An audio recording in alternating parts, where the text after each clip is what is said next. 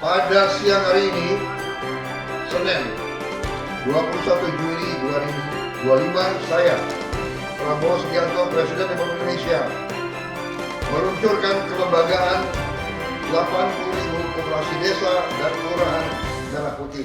Koperasi desa ini didesain agar nantinya itu pemerintah punya kaki langsung di desa. Merah Putih ini bukan hanya semata-mata mengerjakan yang sebagai distribusi pemerintah tadi, tapi mereka juga punya kearifan lokal dan usaha lokal yang bisa menjadi kekuatan mereka juga.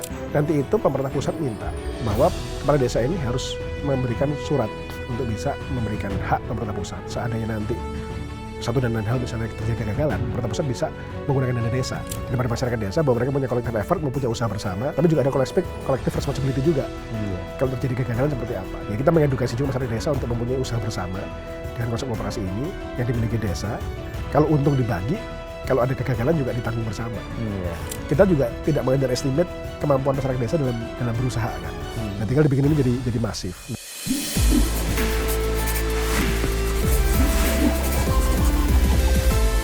Sahabat Fundamental, kali ini kita akan membahas tentang Koperasi Merah Putih. Bersama saya telah hadir Satgas Koperasi Merah Putih, sekaligus Wakil Menteri BUMN Bapak Kartiko Wirjoatmojo, atau yang lebih dikenal atau panggilan akrabnya Pak Tiko. Selamat datang Pak Tiko di podcast Fundamental. Masih Rom, siap. Apa kabar Pak? Baik. Saya lihat di IG-nya sibuk banget. Banyak kemana-mana ya? Banyak penugasan baru. Oh, banyak penugasan baru. Ini Pak, kita kali ini akan ngobrol soal Koperasi Merah Putih dan saya tahu Bapak banyak terlibat di sana gitu. Kalau bagi seorang Pak Tiko, apa sih Pak ini Koperasi Merah Putih ini dan nantinya gitu? Saya kan background dulu dari banker ya Pak Mas Rom, dan sebagai wamen BUMN di periode kemarin, sekarang melanjutkan lagi, dan memang program-program pemerintah ini kan pasti tujuannya satu, pertama gimana meningkatkan kesejahteraan masyarakat. Dan sesuai dengan asa cita memang Pak Prabowo kan menginginkan kita mulai dari desa dulu. Kita tahu bahwa desa ini selama ini kan tertinggal ya Gini ratio-nya dengan kota dan sebagainya. Itu yang pertama, bahwa kita harus bisa memakmurkan masyarakat desa dan bisa memberikan mereka usaha yang memang memberikan keuntungan buat masyarakat desa. Yang kedua juga, pemerintah kan selama ini ingin bahwa distribusi bahan-bahan pokok, khususnya yang memenuhi hajat hidup orang banyak, seperti beras, pupuk, LPG, gula, minyak, ini kan penting untuk kita kelola dengan baik dan punya distribution channel yang langsung menyentuh masyarakat. Sehingga isu-isu yang muncul mengenai oplosan, mengenai spekulasi harga, itu terjadi karena pemerintah bisa langsung intervensi sampai ke titik ujung. Konsumen. Ke titik konsumen langsung gitu. Nah, jadi memang koperasi desa ini didesain agar nantinya itu pemerintah punya kaki langsung di desa untuk bisa mengelola keteraturan penyaluran dari berbagai bahan-bahan pokok masyarakat ini dan menjaga stabilisasi harga juga. Tapi di saat yang bersamaan juga memberikan keuntungan kepada masyarakat desa, di mana nanti kan ada margin yang didapat mereka ini, kan SHU-nya jadi milik desa. Nah, sehingga juga sekaligus pemerintah membagikan juga sebagian daripada keuntungan distribusi ini kepada masyarakat desa sebagai modal usaha awal mereka. Tapi desa ini kan juga beragam. Saya keliling ke beberapa desa di Indonesia, mereka juga banyak juga sudah punya bisnis yang bagus juga di awal. Ini ada salah satunya di Sidoarjo, ada desa yang punya koperasi yang ekspor rumput laut, udah sampai miliaran juga. Saya ke Bali, ada desa yang dia core-nya itu menjual kopi di Kintamani dan juga jeruk misalnya gitu. Jadi macam-macam lah desa ini, ada desa. Terus desa wisata juga banyak. Artinya desa ini kan selama beberapa tahun terakhir dan desa ini mereka juga muncul kreativitas lokal. Nah ini juga dikombinasi nanti. Artinya Koperasi Merah Putih ini bukan hanya semata-mata mengerjakan yang sebagai distribusi pemerintah tadi, tapi mereka juga punya kearifan lokal dan usaha lokal yang bisa menjadi kekuatan mereka juga. Jadi bisa jadi antara satu yang lain juga nanti mungkin ada usaha lain yang beda-beda. Kalau di kampung nelayan mungkin nanti usahanya cold storage, dia nanti jual beli ikan. Kalau yang desanya desa pertanian ya dia nanti menyerap gabah, ada dryernya, ada rice millnya untuk membuat beras. Kalau desa wisata dia mungkin nanti ada homestay. Jadi nanti ada yang wajib yang sesuai dengan platform pemerintah, ada yang juga sesuai dengan kearifan dan usaha lokal masing-masing. Kira-kira seperti itu. Secara konsep keren sih, bagus. Cuma kalau kita belajar dari pengalaman sebelumnya, pasti ada persoalan sumber daya manusia, ada persoalan tata kelola. Ini bagaimana nanti pemerintah mengantisipasi masalah-masalah ini? Ya. Jadi pertama tentunya bentuk usaha koperasi ini bentuk usaha yang salah satu yang ada di Undang-Undang Dasar ya. Dan memang kita berharap koperasi ini kan dari masyarakat untuk masyarakat. Karena kolektif, dikelola bersama, tidak seperti PT atau seperti CV, itu kan ada pemilik tunggalnya, ini kan dimiliki bersama. Memang di situ tantangan pertama tata kelola. Pengurus ini bagaimana integritasnya, transparansinya, dan kemampuan manajerialnya. Makanya nanti kita juga dengan Kemenkop, dengan Kemenko Pangan akan melakukan pembinaan juga. Jadi Himbara dalam hal ini bukan hanya sebagai nantinya pemberi kredit, tapi juga kita harapkan mereka bersama-sama dengan Kemenkop dan dengan Kemenko Pangan memberikan pembinaan bisnis. Lalu juga kita ingin dibantu Kemenkop, pengurus koperasi ini harus dipilih dari orang yang berintegritas. Ya, jadi tidak boleh ada permasalahan di masa lalu, misalnya dengan sliknya masih ada permasalahan atau pernah ada permasalahan pidana dan sebagainya. Jadi pasti ada kriteria-kriteria mengenai pengurus yang diperkuat. Gitu. Yang ketiga tadi juga dengan kita memberikan juga semacam top down bisnis yang terkait dengan barang-barang yang dikelola BUMN, mau namanya pupuk, LPG, beras, gula ini, tentunya kan ada core business yang paling nggak udah ada yang mutar dulu gitu. Nah ini jadi kombinasi antara pembinaan pengurus yang baik, dan kemudian diberikan captive business ini, moga-moga paling nggak ada bisnis yang akan berjalan dengan normal dulu sebelum nanti di scale up. Tapi tantangan berikutnya juga bagaimana juga mereka juga harus punya kemampuan untuk mengembangkan bisnis sendiri kan. Dan itu mungkin second phase-nya lah. Second phase-nya supaya mereka pengurusnya makin baik, dibina dengan bank dan mungkin dibina dengan Kementerian Koperasi, ini bisa menjadi pengurus yang makin tangguh ke depan. Saya lupa menyebutnya juga, kita juga kerjasama dengan Telkom untuk membangun sistem. Nah sistem ini penting nanti karena kan kita ingin sistem akuntansi dan transparansinya dari awal sudah clear. Jadi nanti ini Himbara pun akan membuat semacam model business plan yang harus sama. Sehingga business plan mereka untuk mengajukan ke bank itu juga harus ada proyeksi penjualan, proyeksi inventory yang nanti itu masuk ke sistem, dan sistem itu nanti bisa kita print secara rutin ya, supaya kita melihat posisi inventory mereka, posisi penjualan mereka ini real apa enggak. Gitu. Jadi kita berharap dengan adanya sistem yang terintegrasi dan bisa ada helpdesk di pusat yang nanti membantu ini, harapannya juga ruang untuk penyelewengan dana atau penggunaan dana tidak sesuai dengan tujuan penggunaan ini bisa kita perkecil ruangannya. Ya. Kalau kita bicara skala ekonomi Pak Tiko, desa ya, kan kalau di Jawa mungkin lumayan besar itu skala ekonominya. Tapi kalau untuk daerah-daerah di luar Jawa, mungkin skala ekonomi desa apa cukup bisa menopang gitu untuk koperasi? Itu saya rasa satu hal yang jadi pemikiran kita bersama ya. Memang saya keliling di beberapa daerah di Jawa Timur, Jawa Tengah ya. Memang kalau untuk desa di Jawa Timur, Jawa Tengah yang pertama kakaknya besar kan jumlah kakaknya, mungkin sampai 1000 kakak, terus ada lahan pertaniannya mungkin sampai dengan 1000 hektar. Itu tentunya mereka punya perputaran ekonomi yang besar, sehingga mungkin skalanya mereka untuk berdagang pupuk, berdagang LPG juga skalanya besar. Nah ini tentunya nanti mereka mungkin butuh modal kerja besar, dan mungkin mereka bisa membuat penjualan yang juga lumayan sustainable dan signifikan ya marginnya. Tapi kita tahu juga desa-desa mungkin yang di daerah-daerah yang lebih terpencil, mungkin di NTT atau di Papua, mungkin nanti trendnya harus beda, dan memang nanti skala ini tidak sama, jadi bukan seperti model seragam. Kita inginnya nanti sesuai dengan jenis usaha yang ada di desa itu dan sesuai dengan kapasitas kakaknya itu kita sesuaikan.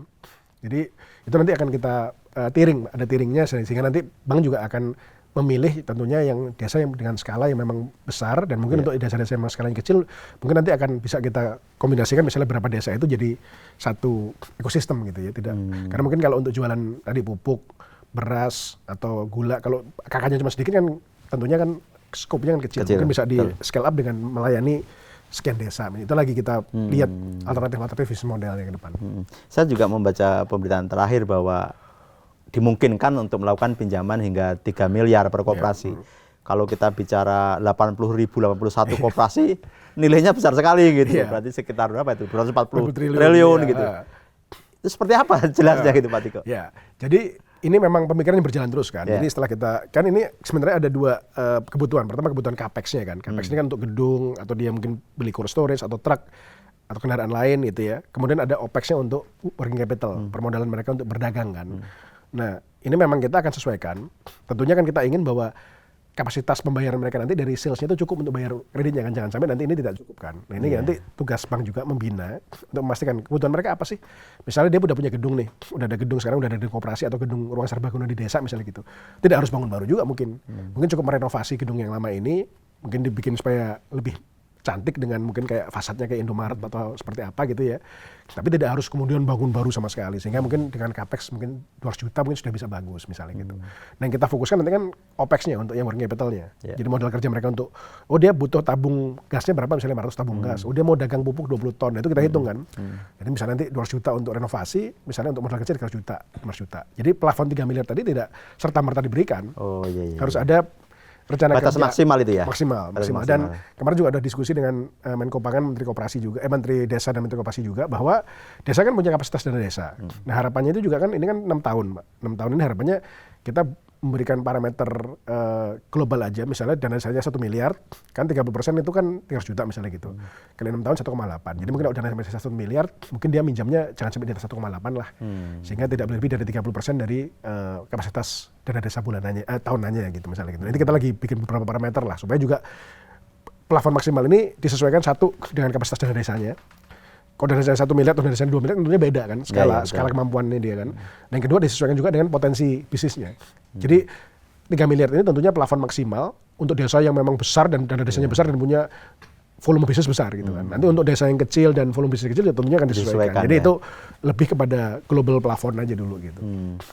Itu mekanisme seperti apa Pak? Jadi 4 bank BUMN kan, kalau saya nggak salah, ada BRI, Mandiri, BNI sama BSI.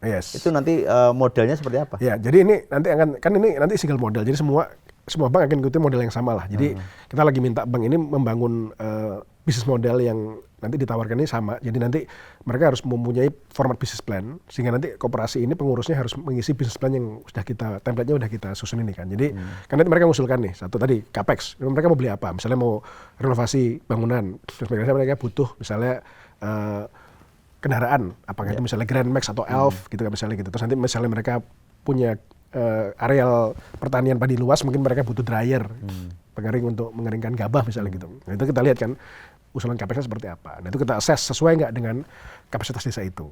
Kemudian kan mereka ngajukan untuk barang dagangannya. Oh mereka akan berdagang. Misalnya dia ada 1000 KK, dia butuh LPG tabungnya 500, pupuk misalnya 10 ton.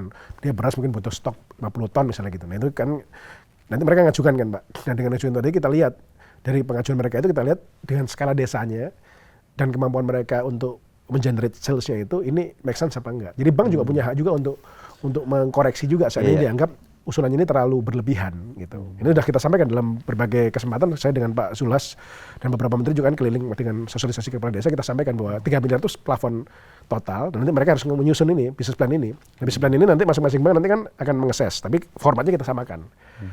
Nah ini harapannya nanti dengan seperti itu bank tetap menjalankan fungsi untuk melakukan verifikasi tadi. Apakah bisnis plan-nya ini masuk akal apa enggak? Aspek kehati-hatian tetap ada ya. Harus ada. Confidentiality-nya. Ya walaupun juga kita kan sekarang ada PMK-nya juga kan. PMK-nya ini kan sudah keluar dari Menteri Keuangan, Bu Menteri baik ini kita diberikan satu pendanaan dari pemerintah kan. Jadi pemerintah kan menempatkan dana di kita. Jadi ini himbara tidak harus mencari funding sendiri lah, karena kan jadi bukan dana pihak ketiga yang dari masyarakat bukan. Nah ini pendapat dari pemerintah. Jadi ini clear, kemarin sudah diskusi panjang dengan Bu Menkyu akan menempatkan dana. Nah tujuannya supaya semurah mungkin cost of fund-nya, karena kalau kita pakai dana pihak ketiga kan mahal cost of fund-nya kan. Jadi setelah kita diskusi Bu Menkyu sepakat untuk menempatkan dana di kita sehingga dananya murah. Nah kemudian nanti ini yang kita salurkan, nanti kalau kebutuhan ini udah ada rencana udah dropping awal nih dari Bu Menko, mungkin sih antara 15-20 triliun akan ada dropping awal untuk yang periode 3 bulan pertama ini.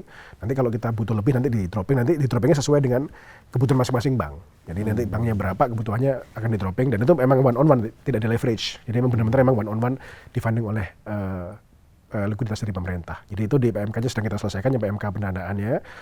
Nah di PMK peminjamannya pun nanti kita 6%, itu 6% itu fix sama dengan tenor 6 tahun. Jadi udah ada skema. Artinya bank ini tinggal menjalankan dengan skema yang ada lah gitu. Tinggal bank tinggal melakukan fungsinya untuk sebagai risk management untuk memastikan kelayakan daripada pengusulan pinjaman tadi itu. Gitu. Jadi ini tetap proses itu tetap ada. Jadi dananya itu dari pemerintah, mungkin dari sisa lebih anggaran dari SAL, kemudian nanti disalurkan melalui himbara sampai ke koperasinya gitu. Tentu dengan tadi standar bank memberikan kredit kan. Nah, walaupun formatnya kita standarisasi ya, supaya nggak beda-beda antar bank dan antar koperasi ini ya. Kita formatnya kita samakan formatnya. Tetap kemungkinan ada risiko nih Pak Tiko. Risiko jadi kredit bermasalah atau bahkan jadi kredit macet, seperti apa mitigasi dari Satgas? Ya, jadi memang ini diskusi yang panjang. Memang kita kan ingin bahwa pertama usaha ini berhasil gitu kan dan memberikan manfaat buat masyarakat desa. Jadi yang pasti ini koperasi ini dimiliki desa. Ini penting karena kemarin kan melakukan musdesus itu. Jadi memang ada istilah musyawarah desa khusus di mana bentuk koperasi ini sebenarnya memiliki bersama masyarakat desa. Itu penting sebagai filosofi institusinya ya. Jadi ini bukan koperasi yang dimiliki oleh beberapa orang tapi dimiliki oleh desa. Memiliki oleh desa sebagai institusi ya. Dan kemudian kepala desa sebagai pengawasnya gitu. Nah, kita sudah berdiskusi panjang dengan Menteri Keuangan, Menteri Desa, Menteri Dalam Negeri, Menko Pangan ya bahwa nanti itu pemerintah pusat minta bahwa kepala desa ini harus memberikan surat untuk bisa memberikan hak pemerintah pusat seandainya nanti satu dan lain hal misalnya terjadi kegagalan, pemerintah pusat bisa menggunakan dana desa untuk menyelesaikan kewajibannya. Jadi ini yang lagi dirancang skemanya gitu bahwa memang kepala desa nanti harus memberikan hak kepada pemerintah pusatnya bahwa seandainya terjadi kegagalan maka pemerintah pusat diberi hak untuk memberikan sebagian dana desa itu untuk menyelesaikan kewajibannya. Nah, memang ini prosesnya bottom up. Nah, prosesnya bottom up. Jadi memang masyarakat desa nanti harus paham juga. Jadi kepala desa itu harus tanda tangan dengan surat ini dan itu harusnya ada proses yang pada waktu bisnis plan tadi disampaikan ke bank, harusnya itu juga sepengetahuan daripada masyarakat desa tadi itu. Jadi ini memang menarik juga dan menurut saya ini konsep yang baru tapi patut untuk kita coba ya bahwa ini kan ada collective effort dan ada collective responsibility daripada masyarakat desa bahwa mereka punya collective effort, mempunyai usaha bersama, tapi juga ada collective responsibility juga. Kalau terjadi kegagalan seperti apa? Ya kita mengedukasi juga masyarakat desa untuk mempunyai usaha bersama dengan konsep koperasi ini yang dimiliki desa. Kalau untung dibagi, kalau ada kegagalan juga ditanggung bersama. Gitu. Jadi konsepnya seperti itu. Secara konsep oke banget sih. Terus kalau kita lihat mungkin kalau dalam skala 100-200 desa, saya yakin sangat applicable gitu Pak Tiko. Cuma kalau kita bicara 80.081 dengan beragam kultur, dengan beragam tabiat masyarakat, bagaimana ya bagaimana memitigasi paham, ya? Jadi memang sekarang ini jujur 1-2 hari ini kita lagi mendesain pola rollout-nya. Karena saya selalu sampaikan ke tim bahwa mock-up tuh mudah kalau mau bikin 100, tapi begitu merollout ke 80.000 ini dua hal berbeda. Itu dua hal berbeda. Nah, jadi kita rencana akan bikin satgas daerah. Jadi Kemenko Pangan, Kemenkop, Kemendes dengan BUMN nanti akan bikin satgas daerah, mungkin sampai level kabupaten. Nah, jadi satgas daerah nanti ada beberapa komponen kan, komponen pemerintah, tentunya ada perwakilan dari Kemendagri, Kemendes, tapi juga ada BUMN yang terkait. Ya baik himbaranya maupun tadi BUMN yang sebagai supplier tadi, Pupuk, Pertamina, Bulog, Edifood dan sebagainya. Nah, tujuannya apa? Supaya nanti ini mereka ini akan jadi kepala desa nanti itu bisa berkomunikasi dengan satgas yang di daerah ini. Jadi mereka akan kita bina, nanti rencananya mungkin mulai September kita akan melakukan pembinaan massal ya dengan kita bikin kayak semacam kelas inilah pembelajaran bersama mengenai konsep koperasi merah putih ini dalam konsep bisnis dan konsep pengajuan pinjamannya ini. Dan ini kita lagi rencana ini untuk satgas nasional ini dan kita akan mulai roll out. Jadi harapannya nanti Agustus September ini kita fokus mengedukasi dulu. Agustus September mengedukasi mengenai tadi yang kita sampaikan bisnis modelnya, pengajuan pinjamannya dan sebagainya sampai mereka benar-benar paham. Satu sisi juga pembinaan dari sisi pengelolaan bisnis juga. Ini Himbara ditugaskan juga bikin modul-modul pengelolaan bisnis, termasuk di Telkom menyediakan sistemnya kan. Jadi ada persiapan 2 bulan ini untuk mereka bisa benar-benar paham. Oh ini pengajuan kreditnya seperti ini, barang yang dijual apa, kebutuhannya apa. Nah harapan kita nanti September itu mereka mulai bisa menyusun proposal ini. Nah memang satu hal yang kita sangat butuh dukungan dari Kemenkop adalah penunjukan pengurus. Karena kemarin ini kan udah ada kelembagaannya. Nah pengurus ini juga udah ada, kita Himbara juga memberikan masukan dan PMK-nya juga cukup kuat. Ini kriteria pengurusnya seperti apa. Ini pemerintah juga ada rencana mungkin akan menempatkan juga beberapa kader semacam pemerintah membantu untuk mengelola dulu di awal. Jadi ini kayak semacam temporary management dulu lah gitu. Jadi dari mereka diskusi dengan Kemenpan RB juga gitu. Mungkin 1-2 orang yang bantu dulu sampai dengan pengurus yang definitif nanti settle gitu. Nah memang ini butuh waktu ya, Pak Masira, butuh waktu. Jadi pembentukan kelembagaannya terjadi, sekarang kan pembentukan pengurusnya. Nah sambil paralel pembentukan pengurusnya kita menyiapkan jaringan distribusi nasional untuk Satgas tadi itu. Dan nanti bertahap kita lakukan pembinaan. Jadi harapannya nanti kalau mereka sudah punya pengurus, udah diberikan pemahaman utuh mengenai konsep bisnis, termasuk bagaimana mengajukan kredit, ya mungkin September, Oktober mereka mulai bisa mengajukan kredit secara benar-benar terstruktur ya, mereka benar-benar paham dan mereka tahu benar kebutuhannya berapa. Jadi di Oktober itu harapannya mereka sudah bisa mengajukan kredit dan sudah mulai cair dan mulai beroperasi. Tentunya tidak mungkin juga langsung 80.000. Iya. Pasti ini kan nanti staging. Dan tentu kita akan coba di beberapa wilayah sebagai piloting ini untuk kan kalau Jawa kan densitas tinggi mungkin Jawa kita akan fokus bener Jawa ini nanti mungkin Sumatera Utara, Sulawesi Selatan mana kita bikin. Jadi staging nasional juga mesti nanti kita akan scale up secara bertahap. Ya harapan kita kalau Jawa dan Sumatera sama Sulawesi bisa kita beresin aja itu mungkin udah dapat Pareto besarnya kan gitu. Dan mungkin kalau di Jawa kan nyari pengurus juga mungkin lebih mudah ya. Di Sumatera itu ini sebagai contoh saya juga memberikan ke Kementerian Koperasi list pensiunan penghimbara misalnya gitu. Siapa tahu mereka bisa jadi pengurus juga gitu kan kalau dia mungkin kebetulan penduduk di daerah itu gitu. Ini masih di tahap itu. Masih lagi tahap proses penyiapan organisasi nasional Satgas dan juga tahap penyiapan untuk pengurus koperasi termasuk menyiapkan modul-modul pembinaannya. 80.081 wah. Banyak banget lowongan nih untuk pengurus koperasi. Betul. Iya kan? Iya. Atau pulang ke desa aja kita nih jadi pengurus koperasi. Benar juga. Jadi kan memang ini tadi kembali ke saya sampaikan di awal ya kan sesuai dengan asa cita memang kita ingin membangun dari desa kan. Nah tapi menarik juga kalau saya bicara sedikit keluar dari konteks Koperasi Merah Putih ya kan saya kemarin juga ditugasin yang program pembelian gabah Bulog ya yang 6.500. Ini menarik karena dengan pembelian gabah dengan harga 6.500 ini pertaniannya hidup lagi. Maksudnya pertanian hidup. Jadi pertanian padi hidup. Tebu sekarang juga hidup karena harga gula juga bagus kan. Nah, artinya kesempatan desa untuk menjadi entitas ekonomi yang sehat dan berkelanjutan tuh sebenarnya potensinya ada. Cuman sekarang kan tidak diorganize. Ini pemainnya kan ada mungkin ada tengkulak besarnya yang beras, ada tengkulak gulanya gitu. Nah, ini kan artinya kan sebenarnya kan mereka secara organik sebenarnya punya bisnis yang lumayan baik dengan sekarang harga gabah bagus, harga tebu bagus ini gitu kan. Nah harapannya nanti dengan kewirausahaan melalui konsep koperasi ini mereka juga belajar untuk tadi membangun kolektif organization ya yang mereka bersama-sama. Tentu saya yakin nggak semudah itu ya karena kan ya di desa ini kan artinya mereka sudah bersepakat. Bersepakat makanya tadi istilahnya musyawarah desa khusus itu. Musyawarah desa ini. Tapi kemarin saya lihat waktu saya hadir juga beberapa kali dengan Pak Zulhas di beberapa tempat. Masyarakat desa kita ternyata juga sudah sangat maju juga. Jadi mereka juga paham, mereka udah dengan dana desa yang sudah bertahun-tahun, mereka juga terbiasa kan. Mereka selama ini mereka musyawarah desa kan mereka melakukan alokasi kan, mau bikin jalan desa, mau bikin jembatan, itu kan mereka diskusikan bersama. Artinya mereka sudah belajar juga bagaimana membangun keputusan bersama untuk membangun desanya bersama-sama gitu.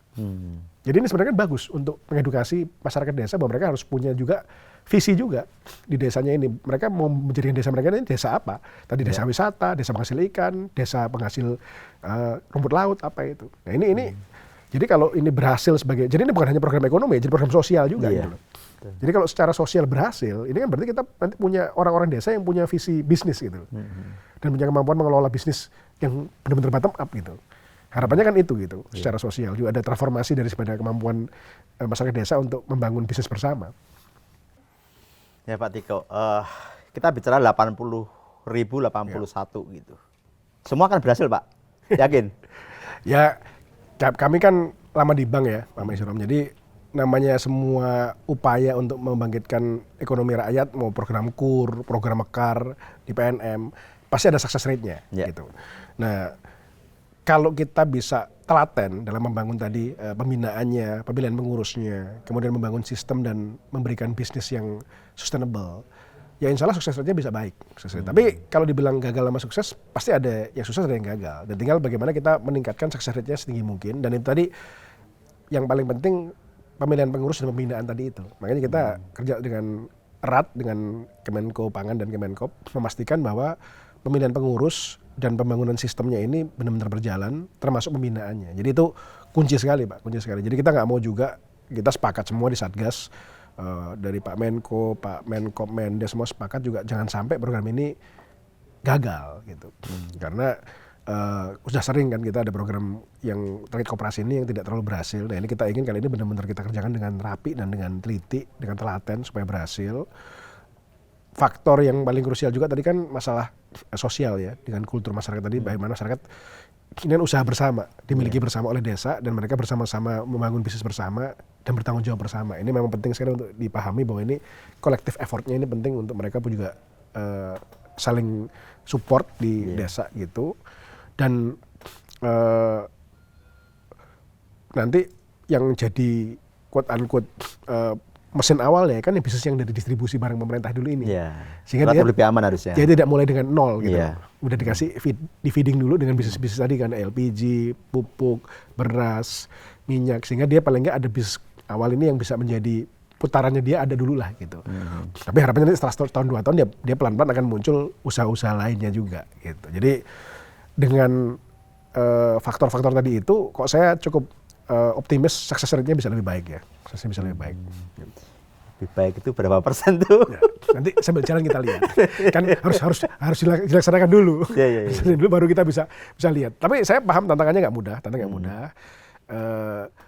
Tapi skema yang kita berikan dan pola yang kita kerjakan ini saya rasa sudah cukup matang ya dan cukup komprehensif cara berpikirnya dalam membangun kebijakannya ini, dan saya rasa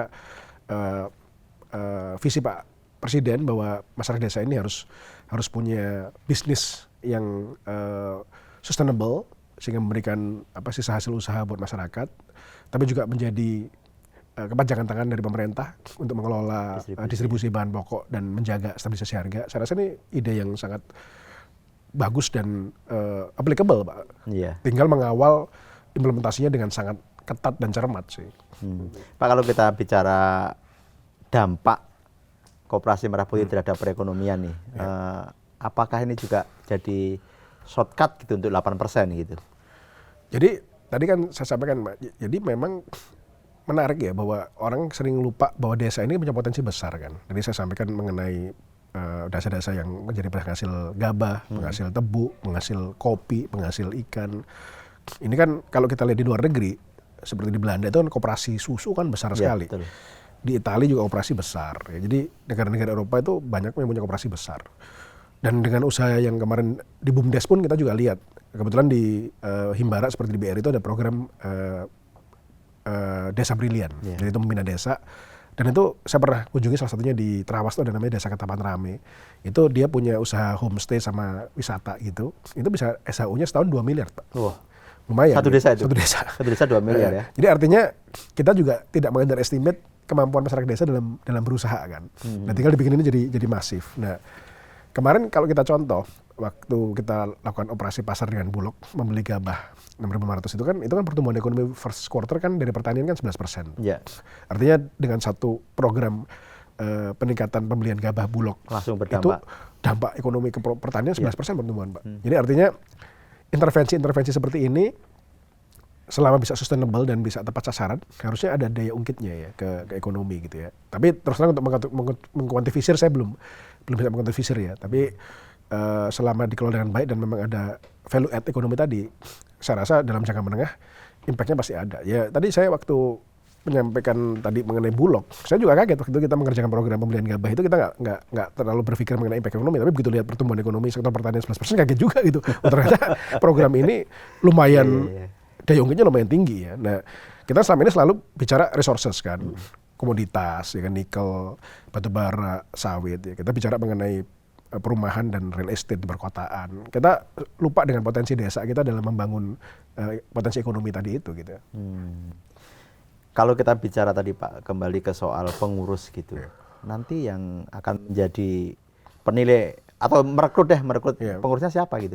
Ya ini kan kalau secara kelembagaan tupoksinya kan ada di Kementerian Koperasi ya, Dinas Koperasi ya. Jadi tetap itu kan harus bottom up. Tapi kan nanti pembinanya kan Dinas Koperasi. Jadi kita akan bekerja erat dengan Dinas Koperasi di semua provinsi kabupaten ini untuk memastikan bahwa pemilihan pengurus ini syarat-syaratnya juga terpenuhi. Jadi nanti itu tupoksinya dalam pengawasan mengenai kelaikan pengurusnya ini ada di Dinas Koperasi, di Kementerian Koperasi. Tapi tentunya kita akan membantu ya. Tadi seperti saya sampaikan misalnya ada pensiunan dari Himbara, kita bantu. Dan tadi saya dengar juga pemerintah sedang menyiapkan di PAN-RB juga tenaga penyuluh yang mungkin akan membantu di awal. Sehingga ini juga kepengurusan pun dibantu juga supaya terbangun. Kan sama kayak misalnya di MBG kan ada yang namanya SPPG gitu kan, itu ada si sarjana penggerak itu, dan ini kan harapannya juga ada motornya lah dulu di awal sampai dengan survive dan bisa sustainable gitu. Memang perlu ada katalisnya dulu di awal, tapi saya tidak, kalau secara kemampuan bisnis saya nggak terlalu khawatir ya, karena saya rasa masyarakat desa kita, apalagi di desa-desa yang bisnisnya besar ya, seperti Jawa yang memang banyak pertanian, Sumatera yang banyak sawit gitu ya, Sulawesi ada tambang dan sebagainya. Saya rasa mereka udah paham kok. Maksudnya kita juga tidak mengunderestimate kemampuan orang-orang di desa untuk mengelola bisnis dan mencari keuntungan. Saya rasa itu udah natural, udah tumbuh di Indonesia. Saya rasa udah terjadi.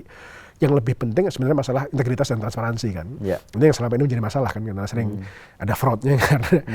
Jadi kan pengurusnya yang kemudian melakukan penyimpangan. Nah ini yang memang harus kita pastikan. Jadi kemampuan berbisnis satu hal, tapi juga integritas dan tata kelolanya mesti kita rapikan dengan transparansi tadi, menggunakan sistem tadi itu supaya kalau bisa transaksi cashnya seminimal mungkin dan cashnya di report secara berkala menggunakan sistem sehingga kita tahu posisi inventory berapa, cash berapa. Nah ini yang tantangannya di situ nanti itu, memastikan bahwa ada pelaporan yang mengurangi ruang untuk potensi fraud itu. Soalnya kalau secara konsep sebetulnya Mekar itu konsepnya juga mirip loh. Jadi ada pinjaman, terus secara kolektif mereka bertanggung jawab gitu. Betul. Jadi sebetulnya kalau secara pelaksanaan mestinya ada BUMN yang sudah punya pengalaman gitu. Dan kalau kita bicara jaringan BRI juga, mungkin sampai daerah-daerah bisa jadi pendamping. Gitu. Nah itu, jadi pendamping dan pembinanya ini penting, Mbak. Tapi tadi dibantu dengan Kemenkop dan termasuk tadi dari Pan-RB kalau ada penyuluhnya juga gitu, Mbak. Ya kita keroyok. Tapi tadi saya sih nggak ragu dengan kemampuan orang desa dalam berbisnis ya. Saya lihat di desa-desa selama ini saya kunjungan tuh ternyata orang desa juga udah ngerti bisnis juga, Pak. Udah ngerti bisnis juga gitu. Jadi yang satu pertama yang susah itu kan modal, Pak, sebenarnya. Modal ada di aman. Betul. Kan contoh dulu kan kayak misalnya petani padi dulu. Karena dia mesti nunggu musim panen akhirnya mesti diijon gitu kan. Artinya tapi mereka udah tahu sebenarnya harga gabah itu berapa, harga beras itu berapa, dan mereka akan per hektar dia produksi berapa, untung berapa, modalnya, cost-nya berapa. Jadi sebenarnya untuk ngitung HPP, ngitung udah biasa ya? Udah biasa juga. Maksudnya orang desa sekarang juga udah nggak seperti dulu juga, Pak. Udah paham juga ini. Jadi dagangan mereka nanti harga dagangannya berapa, dijual berapa, margin berapa, saya rasa mereka. Nah, jadi menurut saya lebih ke isu integritas nanti yang mesti kita jaga lah. Integritas dari pengurusnya terutama ya. Nah, karena itu selama ini isunya kan di situ sering kali terjadi kan. Satu berarti melalui pelaporan berkala tadi. Terus langkah lainnya. Nah, harapan kita kan nanti kan ini kalau bisa kan seminimal mungkin cashless kan. Oh, harus cashless. Nah, kita lagi siapkan juga nanti kan edisi nih, Pak. Edisi dari Himbara dari agen bank kan, agen Briling, agen BNI ini kan kalau bisa nanti kan saya kemarin sampaikan ke teman-teman tim Himbara dan Telkom kalau bisa nanti itu kasirnya itu langsung nge-link ke edisinya ini sehingga transaksi keluar masuk itu tercatat semua, terpantau terus, termasuk posisi cashnya berapa gitu, sehingga antara jual beli, inventory, cash itu terpantau terus di pelaporan kita gitu. Jadi kalau begitu uang cashnya nggak cocok dengan ini harusnya langsung bisa tahu gitu loh. Nah ini kan jangan sampai duit keluar dari sistem itu ya. Betul. Nah tapi yang kedua yang kita juga tidak underestimate kan karena ini milik bersama masyarakat desa, harapan kita kan kepala desa dan masyarakatnya juga mengawasi, Pak. Sama kayak tadi Mekar kan, ada collective responsibility ini. Betul. Ya kalau pengurusnya nakal udah pasti masyarakat desanya pasti marah, Pak. Masih protes. Iya, jadi mereka juga pasti tahu bahwa kerjaan mereka ini diawasi sama masyarakat desa semua. Kalau dia sampai ada apa-apa ya masyarakat desa bisa marah sama dia. Jadi ini juga pressure sosial ini juga harusnya jalan ya. juga. Kalau jalan bisa. Jadi pengawasan dari atas, pengawasan dari komunitas. Dari lingkungan gitu, komunitas betul. Pak, kalau kita bicara sama ini kan desa-desa juga sudah ada tadi Pak Tiko juga menyampaikan udah ada BUMDes yang maju gitu. Yang tadi bahkan sampai 2 miliar gitu. Itu nanti korelasinya dengan koperasi ini seperti apa? Jadi kemarin waktu pendirian lembaga ini kan memang ada 3 opsi kan. Mereka bikin baru, mereka bisa revitalisasi koperasi yang ada atau BUMDes yang ada gitu kan, atau penggabungan. Nah memang kita saat ini memang ini bukan di tupoksi kami ya, tupoksi ini lebih di Kemendes sama di Kemenkop ya. Tapi memang harapannya nanti setelah nanti operasi ini berjalan, harapannya nanti kalau ada BUMDes atau ada koperasi lain ini nanti jadi kayak holding, Pak, kalau bisa gitu idenya ya. Holdingnya yang Koperasi Merah Putih ini, idenya seperti itu harapannya. Jadi mungkin evolusi berikutnya nanti setelah Koperasi Merah Putih terbentuk dan kelembagaannya udah berjalan dengan baik gitu, ya moga-moga nanti koperasi yang ada yang lama ataupun BUMDes yang ada lama itu nanti bergabung ke sini juga gitu, sehingga nanti ini jadi kayak semacam holdingnya gitu harapannya ya. Tentu nanti itu tupoksinya ada di Kemendes sama Kemenkop ya, bagaimana mensinergikan ya antara kelembagaan BUMDes dengan koperasi ini nanti di fase 2 nanti ini. Kalau tanggapan BUMN yang nanti terlibat gimana Pak? Himbara atau Telkom tadi? Kalau Himbara terutama BRI pasti seneng ya karena ini kan potensi bisnis juga ya. Kan selama ini gini, yang menarik itu perputaran uang itu di desa itu banyak cash kan, Pak Mas Rom. Jadi itu potensi dana itu belum tercapture dengan baik kan. Karena selama ini kan banyak transaksi cash. Nah harapannya dengan nanti koperasi desa ini semua ada agen banknya semua, dan transaksinya cashless, paling nggak uang ini masuk sistem. Itu tentunya kan menambah dana pihak ketiga di perbankan. Nah, itu jadi buat perbankan harusnya positif. Lalu kedua buat perbankan juga kan jaringan dia jadi luas, Pak. Untuk agen nanti untuk mereka bayar PLN, beli token segala macam kan bisa lewat agen yang nempel di koperasi ini kan. Jadi buat perbankan ada potensi pengendapan dana, ada potensi juga transaksi kan, Pak. Yang itu fee-nya kan dibagi hasil nanti kan, seperti kayak agen Briling itu kan ada bagi hasilnya. 2/3 buat agen, 1/3 buat BRI. Jadi ada potensi pengendapan dana, ada potensi. Jadi buat Himbara harusnya positif. Apalagi kreditnya tadi udah ada skema dari Kementerian Keuangan kan gitu kan. Nah, untuk BUMN yang penyedia barang, ya ini potensi outlet kan, Pak. Potensi outlet buat Bulog kan dia punya RPK. Tapi kan nanti dia kalau ini berhasil kan berarti dia punya outlet baru buat Bulog. Yang selama ini mereka punya outlet sendiri yang costly mungkin dia gitu. Ini kan ada outlet baru, dia bisa punya shelf-nya ini kan bisa ada di sana gitu ya, termasuk nanti Kimia Farma dan sebagainya kan bisa masuk ke sana. ID Food gitu ya. ID Food gitu. Jadi ya tentu di awal ini mereka masih ada keraguan, nanti ini konsinyasi apa cash and carry gitu kan. masih ragu-ragu kan. Janin kalau cash and carry nggak dibayar gitu. Ini kan ya jadi ini tentu, tapi nanti kalau sudah ada putranya kan kita bisa ukur ini yang pantas inventory-nya konsinyasi berapa. Kalau misalnya ada term payment mungkin bayar 30 hari atau 60 hari. Jadi kayak orang grosir lah Pak ya, kayak, mereka bisa ngitung gitu. Jadi tadi tentu ada potensi bahwa ini bisa menjadi jalur distribusi yang langsung facing ke customer langsung buat para yang selama ini mungkin mereka harus membayar distribusi yang mahal melalui D1, D2, D3. Tapi pasti banyak juga yang nggak suka itu. Ya itu pasti ada di situ, ada dikotomi juga lah di situ. Iya. Tapi saya rasa tadi Pak, jadi ide tadi dari Pak Presiden juga bahwa margin tadi juga diharapkan diberikan kepada koperasi ini kan Pak. Sehingga koperasi ini jadi masyarakat ini selain masyarakatnya menerima barang tadi dengan harga yang benar, stabil, ya kan? Benar. Jadi harga LPG-nya, harga berasnya yang sesuai dengan harga HET pemerintah. Tapi koperasi juga dapat margin dari distribusi yang juga lumayan gemuk juga. Gitu. Ya win-win juga gitu, win-win juga. Ya tentunya nanti pihak-pihak yang tadinya juga berbisnis ini harapannya itu ya juga kalau bisa bergabung juga kalau bisa. Ya kan ada opsi gini juga. Jadi kemarin ada diskusi juga opsinya gini misalnya gini. Misalnya beras misalnya gitu. Apakah dia juga bisa sebagai distributor kan, Pak? Artinya bisa aja nanti yang pengecer-pengecer kecil tetap ada, tapi dia kita drop dari Bulog sebagai sebagai distributor besar. Nanti dia kasih ke pengecer dengan harga yang kasih margin juga ke pengecer. Jadi ini kita lagi bangun ekosistemnya lah. Juga kita ingin juga ekosistemnya ini tetap bisa menghidupi juga pengecer-pengecer lain yang memang skalanya lebih di retail lagi gitu. Nah itu tentu nanti sambil jalan kita fine tune terus lah. Gitu. Wah, penjelasannya keren Pak. Saya jadi optimis nih dengan koperasi merah putih ini. Karena kalau yang pegang Pak Tiko pasti biasanya selama ini berhasil gitu. Tapi ini tadi 80.000 itu nggak gampang gitu. 80.000 nggak gampang. Jadi mesti staging, mesti telaten gitu lah, mesti telaten. Nggak pakai pilot project Pak ya? Atau gimana? Udah, pilot project udah ada 100 nih Pak. 100 saja kan? 100 kemarin untuk mock up ini Pak. Kayak kemarin yang makan bergizi gratis kan? Kan periode ini sekian, periode ini sekian, sampai tahun sekian. Nah kalau ini 100 habis itu langsung. Nah ini kita belum memutuskan. Tapi tadi yang saya sampaikan tadi bahwa nanti Agustus September kita fokus kepada penyiapan infrastruktur. Jadi satgas daerahnya bagaimana, penguatan bisnis model, terus kemudian pembinaan. Nah mungkin September Oktober baru mulai kita akan mulai mereka benar-benar mengajukan pinjaman dan mulai mengajukan kerjasama dengan para penyedia barang tadi itu pupuk, Bulog. Dan segala sebagainya tadi itu. Jadi ini berproses. Tentunya nanti dalam perjalanan kita tentunya belum. Sekarang kalau ditanya bisa berapa sih dalam 3 bulan, saya belum punya bayangan juga. Ini tergantung nanti seberapa kuat kapasitas kita dalam membangun satgas daerah ini. Jadi kita lagi ukur lah satgas daerah kita ini. Tadi apakah per kabupaten satu satgas atau jangan-jangan sampai kecamatan ada satgasnya. Nah kita lagi mendesain kedalaman dari satgas daerah ini tadi. Satgas ini siapa Pak? Campuran Pak, jadi tadi kan tetap komandannya tetap di Kemenko Pangan, tapi kan yang paling banyak itu nanti kan orang-orang dari kayak dinas koperasi kan Pak, dinas koperasinya. Nah kita akan tempel kan Pak, teman-teman Himbara sama teman-teman pupuk, teman-teman Bulog tadi itu akan tempel di sana sini tadi itu. Jadi supaya nanti supaya nanti gini, pengurus koperasi ini misalnya dia pengurus koperasi di Mojokerto, ada kantor satgasnya misalnya di kabupaten gitu. Ya udah semua koperasi di wilayah itu semua nanti waktu dia mau ngajuin kredit atau dia mau ngajukan sebagai mitranya Bulog ya dia ngajuin ke situ gitu. Jadi mereka nggak harus satu-satu dia pergi ke Bulog sendiri, ke BRI sendiri, ke pupuk sendiri gitu. Jadi biar mereka juga satu istilahnya satu pintu.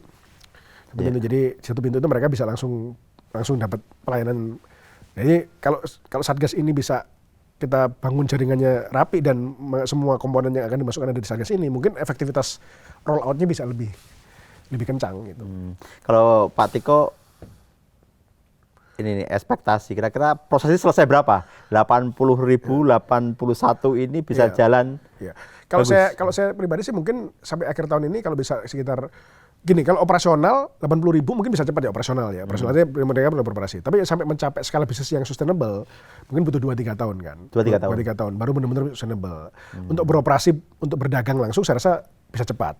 Ya mungkin 20.000, 30.000, 40.000 bisa kita roll out cepat. Karena itu kan masalah mereka mendaftarkan diri aja kan gitu. Cuman kan kita harus make sure dulu tadi bahwa dia memang ada pengurusnya apa enggak.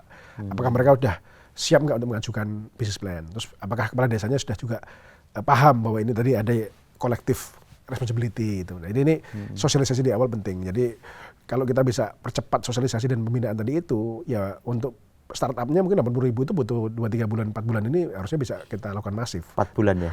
Tapi untuk bisa sustainable butuh waktu lagi, Pak. Karena untuk sustainable berarti kan dia harus mulai bisnisnya udah mulai berjalan dan scale up kan, Pak. Ya, kemarin contohnya yang diresmikan Presiden kemarin itu langsung berjalan kan, kita pantau kan penjualannya dia sebulan berapa, sehari berapa. Bagus ya Pak? Itu kemarin dia jualan ke 2-3 juta per hari bisa gitu ya. Jadi artinya dengan mungkin bisa jualan 100 juta, 100 juta, 150 juta per bulan gitu, udah mulai segitu kan, marginnya kan 15-20%-an kan segitu. Artinya kan udah mulai kelihatan lah gitu ya. Ya ini kan kayak buka toko ya kita pantau juga kan, maksudnya ini terus dagangan apa yang laku gitu kan. Ini nanti kan tentunya kan dalam perjalanan kita fine tuning kan Pak, fine tuning dagangan apa yang fast moving apa. Mungkin yang fast moving nanti diperbanyak, ini Pak ya. Persis, yang slow moving kita kurangi gitu dan mungkin masing-masing daerah bisa berbeda-beda tuh. Itu. Iya. Dan tadi misalnya desanya remote nih, dan kecil-kecil, kan nggak mungkin juga semua kita drop semua barang. Mungkin kita bikin yang desa ini yang spesialis dia untuk pupuknya, yang ini LPG-nya, bisa kayak gitu misalnya.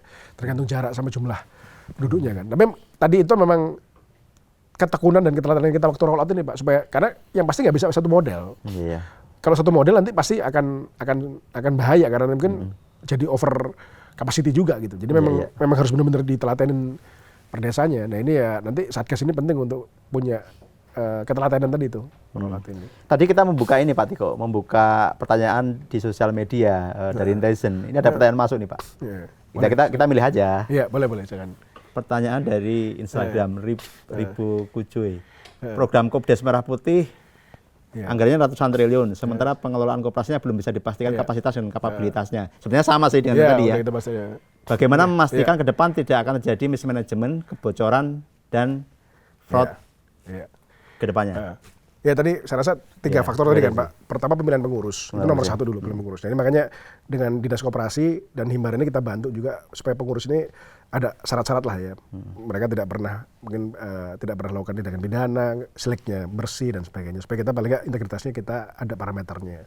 Kedua tadi sistem kan Pak. Saya bilang tadi sistem dari Telkom tadi memastikan bahwa tadi transaksi termasuk dengan EDC-nya itu supaya transparansi pelaporan rutin antara posisi cash, inventory itu bisa dijaga di sistem ini sehingga ruang untuk uang cash diselewengkan atau inventory-nya tidak sesuai laporan itu diperkecil gitu.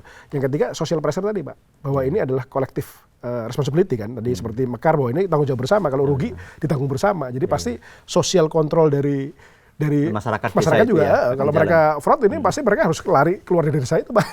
Udah pasti kalau dia fraud pengurusnya harus kabur ya. Jadi itu social pressure-nya juga pasti ada kan. Jadi dengan pengurus yang baik, dengan sistem yang harapannya transparan dan bisa dimonitor dari pusat ini, dan kemudian social pressure dari masyarakat yang mereka kolektif responsibility ini, harusnya peluang fraudnya bisa kita kurangin lah. Pak Tiko kan saya lihat ya, saya kan mantau Pak IG-nya Pak Tiko juga. Itu sekarang lagi aktif banget tuh jalan-jalan ke desa-desa itu. Apa sih Pak menurut Bapak yang jadi tantangan terbesar dari koperasi ini? Tadi pertama saya setelah keliling ke desa-desa ya di mana-mana ini saya lihat sebenarnya masyarakat desa tidak buta bisnis Pak. Itu udah nomor 1. Pinter-pinter ya? Mereka udah ngerti bisnis Pak. Waktu kemarin saya di Bali itu bahkan dia tuh udah jadi kepala desa itu pengumpul kopi. Jadi ini di Kintamani itu kan kopi Kintamani kan bagus tuh Arabica Kintamani. Dia itu pengumpul kopi sama pengumpul jeruk dan udah ekspor juga. Jadi artinya nggak kebayang itu desanya agak remote di Kintamani tapi dia udah punya bisnis kopi, punya roastery, udah diekspor.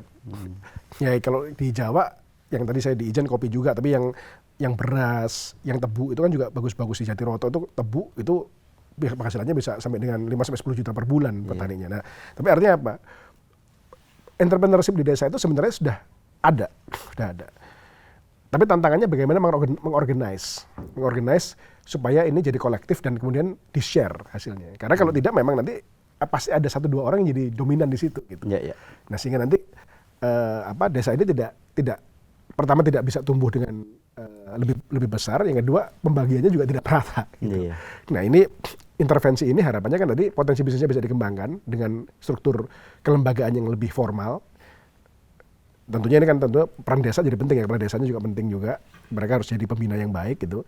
Tapi juga yang bahwa mereka ini memiliki usaha bersama. Ini kan memang di Indonesia nggak mudah ya. Yeah. Tadi saya bilang kan kalau kayak di Eropa, di Belanda, Italia kan koperasi itu besar dan sustainable. Di Indonesia juga banyak koperasi yang besar, sebenarnya cukup banyak juga koperasi yang sudah skala besar juga cukup banyak juga gitu. Dan itu harapannya kan ini bottom up dan skala besar. Tantangan yang paling utama menurut saya bagaimana bisnisnya bisa sustainable ke depan. Jadi untuk startup sih saya rasa bisa cepat. Bisa cepat ya. Dan tadi pakai produk-produk bahan pokok tapi tadi supaya kan. dia bisa sustainable dan bisa berkembang, itu yang Itu nanti tantangan berikutnya. bagaimana nanti mereka bisa tadi kalau core-nya jadi tetap di awal kan hanya sebagai distributor dari berbagai produk ini. Iya. Tapi kan tadi harapannya kan muncul yang organiknya di situ. Apakah dia nanti sebagai produsen beras, apakah dia sebagai produsen kopi, apa sebagai desa nelayan yang nanti dia mengekspor hasil laut, itu kan harus ada muncul kreativitasnya. Nah, ini harapannya nanti memang ini tidak hanya sustainable tapi juga berkembang. Nah, itu tentu ini yang tantangan yang terberatnya, gimana memastikan bahwa nanti bukan hanya di startup dimulai aja tapi benar-benar bisa Keberlanjutan bisnisnya ke depan. Yes. Bagus banget sih. Secara konsep bagus banget. Kita doakan bahasnya. Kita usahakan yang terbaik. Iya, iya. Pak, kalau di podcast fundamental ini ada games lah. Nah,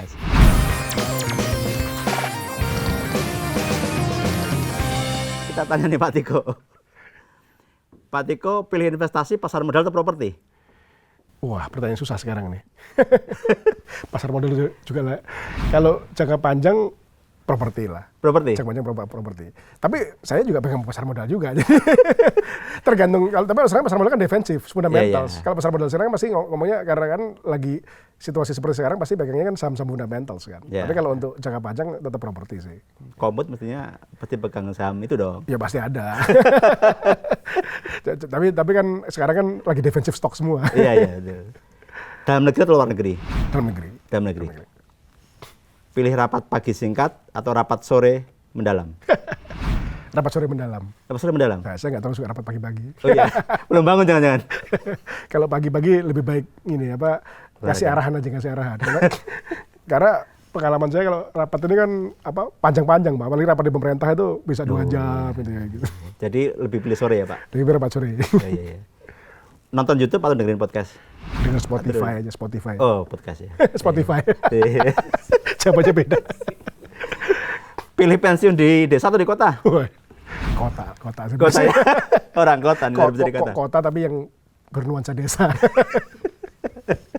Intuisi atau logika ketika ngambil keputusan? Intuisi. Intuisi? Kaget ya? Padahal bangkir gini, bisa banyak main. Gini Pak, jadi kan kalau orang itu pikir intuisi itu kan hanya sebatas intuisi. Sebenarnya intuisi itu kan Gabungan ya? learn experience Pak. Dari masa lalu, Dari experience data, yang puluhan tahun itu kan kemudian jadi intuisi. Intuisinya bukan intuisi sekedar intuisi, tapi intuisi yang based on experience sama jam terbang. Iya.